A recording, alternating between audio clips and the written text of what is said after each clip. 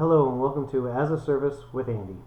So, I gotta tell you, I've got a couple of topics coming up that I think are really good and hopefully you'll find enjoyable. But, an analyst said to me the other day, and I thought this was just fantastic, and it was really good that sometimes the business comes down to the IT manager, and maybe that's you, and says these words: you better have a damn good reason to have something in a data center.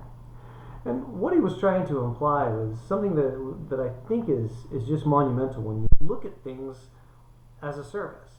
And that is the fact that you don't have the bandwidth or the breadth sometimes, especially during these pandemic times, to have things in a data center or in your server room or sometimes even maybe at a co-location facility, colo facility. It doesn't always add up.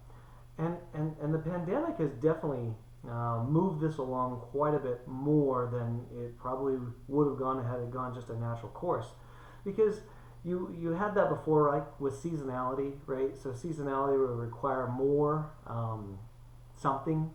There you could have the holiday season, which required more calls, or a different season just required an influx if you're travel or financial. Each one of them has their own seasonality. And so sometimes you had it as a service as some type of a backup or some type of a in case stuff happens, I need this type of a thing.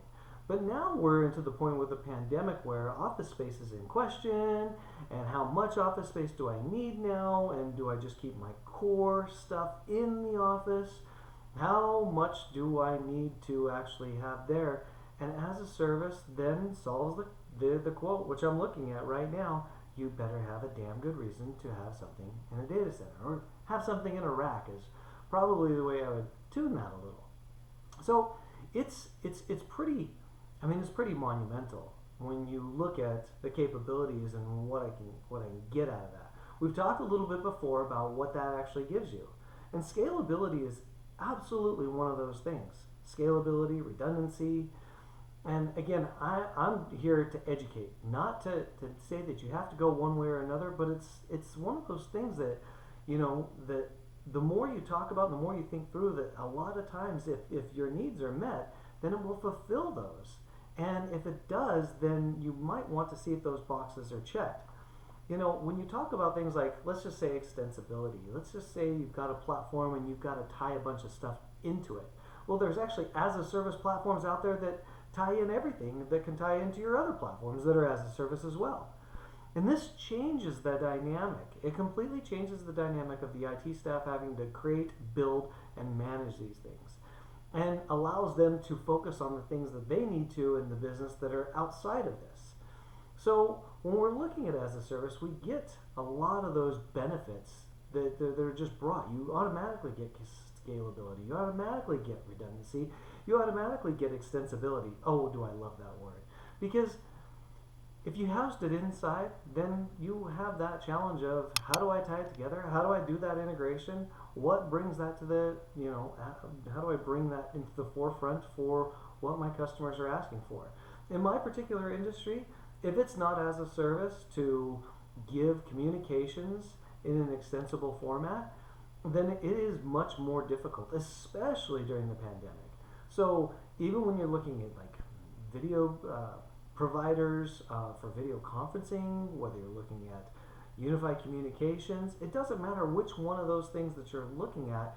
If they tie in internal people and tie it to the outside world, having it as a service allows for that to happen despite the pitfalls that you would have at a data center or a co-location facility. Now, don't get me wrong, there are great colo facilities. There are great data centers that you can get that have a lot of redundancy, but you got to manage them, or you pay them to manage it. And so you have that option too, and that's not entirely bad at all. So please don't think I'm speaking against that. I'm speaking, make sure that you have your list, the requirements that you need to have. And if managing it yourself, or not paying someone to manage it directly and manage each component you put on it like that, is not part of your budget, then that needs to be taken into consideration in your overall thought process around this. Because otherwise, you have to factor in those costs. And there's those hidden costs, and they don't. hidden costs I deal with all the time, right? So if we do this, then it impacts development X amount. If we do this, then the ramifications for what we have to release next gets impacted as well. All those things have to be taken into consideration, and they're not easily defined for an organization, right? That value is not easily defined always because, again, they're hidden costs. They were going to pay for those personnel anyway, so is it really a value add that I'm saving that headcount right now? And so they don't always take that into consideration, and because they're like, oh, I was going to pay for that headcount anyway. So that, in some ways that's a good thing. In some ways you have to make sure that that's at least brought up. It should be at least discussed, whether you factor it into your overall value equation to move something to as a service or not. It needs to be part of the dialogue. And whether or not the organization has decided that they're going to put value in some of those things, or if they're going to leave those off as a secondary value, is completely dependent on how that organization is run and where they're at. So let's talk a little bit about some of the as a service that becomes pretty monumental when it comes to seasonality or when it comes to even the pandemic. And communications is probably high up there, but everything revolves around communications, right? Even the infrastructure, like, so having people's laptops set up and where they're connected to and what servers they're connected to and how they're getting their VPN and all that. So you've got your infrastructure as a service, you've got platforms as a service, and they all have to be taken into consideration when I'm trying to tie the company together during a time where I may or may not be able to be in the office. They may or may not be able to be in the office because they're sick or because they could expose somebody, or all of those ors now that we have today that we didn't have before. They have to be taken into consideration. So that's huge.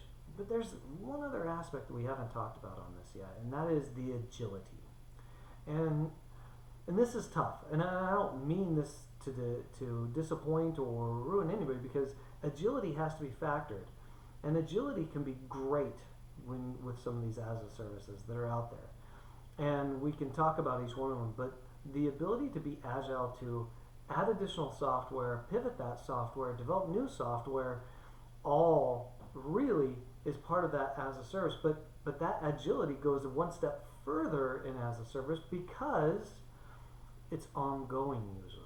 So usually that's ongoing. As a service doesn't stay stagnant. So it's not you set it and forget it, right? It is ongoing agility with that product, meaning ongoing enhancements are being made to that product constantly. Now, there's good and bad to that too. You get those ongoing enhancements, but they might come at a faster rate than you're able to consume them. So you'd have to look at that as one of your factors. And the other factor you might have to consider is what impact each one of them might have. Because sometimes if they make a change and it changes the way that you utilize that platform or UCaaS or CCaaS or VCaaS or whatever it might be, if that change affects how the consumers use it, then there's a training aspect there, which is another hidden cost because that's a cost of you doing business. So you got to know what that cycle is and how fast those things can come out, because sometimes fast is good and sometimes fast can impact you. So that speed which deployment occurs for that is a necessary factor in your checkbox in all this. So keep these things in mind as you look at it. Is what do I really want in my data center? What do I want in my server room? What do I want at a co-location facility? And how agile do I need to be with that particular service that I'm using or offering, whatever it might be? That should be something that you should take into consideration. And we'll continue on next week with extensibility. Thanks very much for joining. Have a great day.